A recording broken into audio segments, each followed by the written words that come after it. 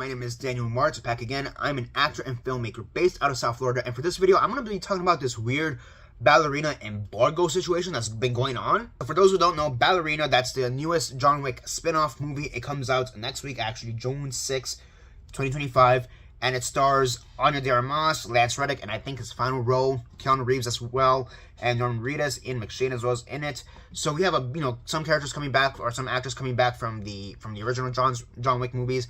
Oh, Angelica Houston as well. I have my computer right here so I can look at my notes. So yeah, you do have some people from the old John Wick movies, or the past 4 John Wick movies coming back, as well as some new faces. So you have a good mix of people right there.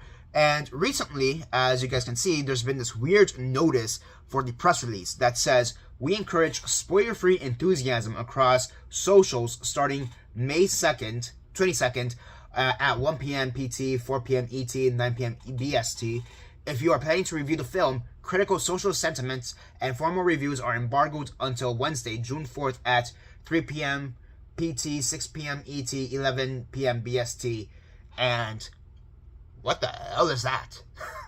What? That does not bode well for the movie. Now, look, I'm going to be completely honest.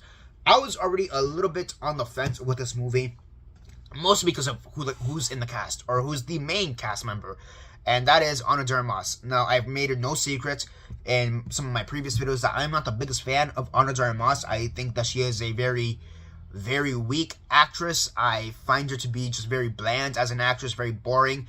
I think she could do action well, as we saw in the James Bond movie, No Time to Die. I think that's the one she was in, No Time to Die. So she can do action, I'm not denying that. But her as an actress, I've just always been kind of neutral towards her. Ever since she was in Knives Out, I've always found her to be just kind of a very meh actress. And it really didn't help when she was in Blonde, which that's a whole video in and of itself. Had I been doing discussion topics back then when Blonde was going on, 100% out of some of my thoughts on Blonde, but right now that doesn't matter. But I will say that Oscar nomination for Best Actress for Blonde, that is one of the worst nominations ever across acting history. Just, my gosh, what were they thinking? So, yeah, so my point is, I'm not the biggest fan of her in general. So, I was already a little bit trepidatious with this movie because of the fact that she was the lead character. It's one of those things like, the only thing I knew that to expect positively was like, okay, cool. The action, as with every other John Wick movie, is going to be amazing. And we have Norman Reedus there. Okay, that's going to be pretty cool, I like the fact that Norman Reedus is getting roles and other stuff that's not just The Walking Dead, whether it be this and Ballerina or the bike riders from last year. I do like the fact that he is, expanding out there, because we do want that. We have other cast members from The Walking Dead who have been able to expand. Of course, Steven Yeun, he got Oscar nominated. Was that the same year, actually, as Blanche, now I think about it? Or was that the year after? Besides the point, but, he got nominated for Minari. Of course, John Bernthal has always been big and great. So I do like the fact that these actors are expanding. Of course, you have, oh my gosh, Connie, her actress. She was in an MCU movie. Michonne, as well, as she's in the MCU as well. Denai Guerrera, she's in the MCU. Laurie Cohen, she did a few other stuff outside of that. She was also in Batman, same thing with Jeffrey Dean Morgan. So I do like the fact that the Walking Dead cast has expanded, and the fact that he was in here, I'm like, okay, cool, that's gonna be great. I hope he doesn't die, but it's gonna be great. But again, I was always kind of trepidatious about this movie just because of Ana de Armas. Granted, this news doesn't have to do with Ana de Armas, but my point is, I was always a bit trepidatious about this movie in general. And this does not bode well at all. Like, at all. It's one of those things, like, what do you mean keep negative reviews until this date? If you want to talk positively, you can release all those thoughts here. But if you want to talk about this film negatively, release those thoughts there. It makes no sense. Like, it honestly doesn't make sense. And other people have commented, other people who are in the industry have commented, like, yeah, this makes no sense. This is a weird strategy.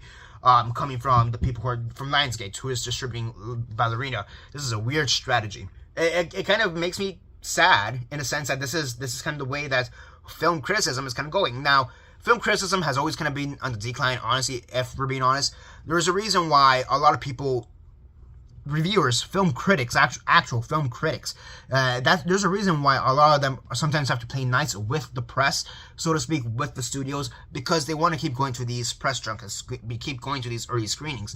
And that's why sometimes some films are like really bad, probably don't get enough negative reviews as you expect them to do, is because the people reviewing them don't want to be sort of like shadow banned in future upcoming releases for future upcoming press junkets or early screenings. So that happens a lot. But this is such a weird stance to take at this point. And that's something that a lot of film critics are discussing. Like, this has to be some of the weirdest things that we've seen out there. Sean Chandler, he talked about this recently as well. This is actually how he found out about this controversy. He discusses, like, yeah, this is a weird strategy. You know, usually if the movie is bad, they'll just say the embargo is the embargo is till after the film is released, or like a day or two before the film is released. Not this, you know, if you like positive stuff, keep it here. This negative stuff, keep it there. That's kind of a weird thing. Now, there are other people pushing back on this, saying that this is like normal. And here's the thing: if this is normal, if this truly is a normal thing that happens, still, I'm gonna question it. Why? Like, this is basically impeding on freedom of speech, if I'm gonna be honest with you, and freedom of the press. Like, if you have thoughts on a movie and you don't like it, you should be allowed to share that. Now, I understand the embargo; it is what it is. But at that point, once the embargo has lifted, there shouldn't be an embargo for positive, and there shouldn't be an embargo for negative. Like, only positive stuff, this makes sense. Only negative stuff, this makes sense. That makes no sense. The embargo should be on a set date, and if you like it, you like it. If you don't like it, you don't like it. If you have mixed reviews on it, go ahead, put it out there.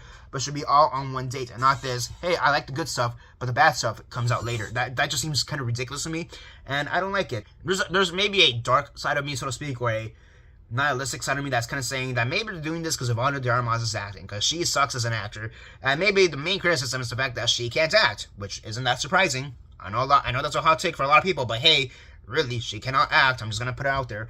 But who knows? Like, honestly, who knows what the actual criticism is, because everything else about this movie should be an ace. The director is Len Wiseman, and he's directed other stuff here. He's done a bunch of the Underworld movies. He did Total Recall as well, the remake. Just one of those things where he does know how to do action, he does know how to direct action. So we are in capable hands in that regard, regardless of what you want to say about the those movies themselves. I know some of those movies have their criticisms as well, which, you know, after a while, every single movie does.